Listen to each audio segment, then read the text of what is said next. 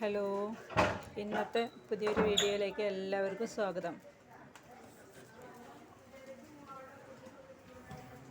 ഇന്നെന്താ വീഡിയോയിൽ വരാൻ കാരണം എന്ന് പറഞ്ഞാൽ, നമ്മൾ കണ്ടു ഒരു രവീന്ദ്രനാഥ് എന്ന് പറയുന്ന ഒരാൾ, ഒരു മത്സ്യത്തൊഴിലാളി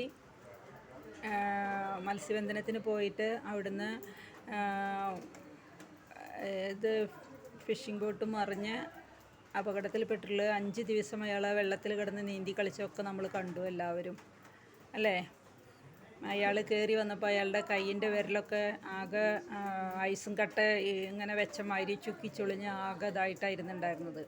അപ്പോൾ അയാൾ എത്രമാത്രം ആ കടലിൽ കിടന്ന് കഷ്ടപ്പെട്ടുണ്ടാവും കരയ്ക്കെത്താൻ വേണ്ടി. അയാൾക്ക് ജീവിക്കാനുള്ള ആ മരണം മുന്നിൽ കണ്ടിട്ട് ജീവിക്കാനുള്ള ആ അദമ്യമായ ആഗ്രഹം എന്ന് പറയില്ലേ, അതാണ് അയാൾ ചെയ്തിരിക്കുന്നത്. അപ്പോൾ എനിക്ക് പറയാനുള്ളത്, ഈ ആത്മഹത്യ ചെയ്യുന്ന ആൾക്കാരൊക്കെ അവരോടൊക്കെ പറയാനുള്ളത്, ഇപ്പോൾ ആ മനുഷ്യൻ 5 ദിവസം കടലിൽ കിടന്ന് നീന്തി കളിച്ചു അല്ലേ. 5 ദിവസവും അയാൾ ജീവിക്കാൻ വേണ്ടിയിട്ടുള്ള പോരാട്ടത്തിലായിരുന്നു. അപ്പോൾ നമുക്ക് കഷ്ടപ്പാടുകളൊക്കെ ഉണ്ടാവും. എല്ലാ കഷ്ടപ്പാടുകളും നമ്മൾ തരണം ചെയ്യുക. അപ്പോൾ ആത്മഹത്യ ചെയ്യാനുള്ള ആൾക്കാരോട്, ആത്മഹത്യ ചെയ്യാൻ പോകുന്ന ആൾക്കാരോട് എനിക്ക് പറയാനുള്ളത്, ആ രവീന്ദ്രനാഥ് എന്ന് പറയുന്ന ആ മനുഷ്യനെ എല്ലാവരും ഒന്ന് ഓർക്കുക.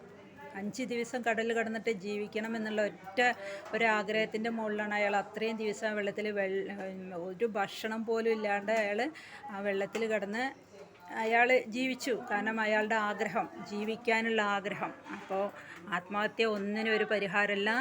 ജീവിക്കാനുള്ള ജീവിതം നമ്മൾ ജീവിച്ചു തീർക്കുക. ഓക്കെ.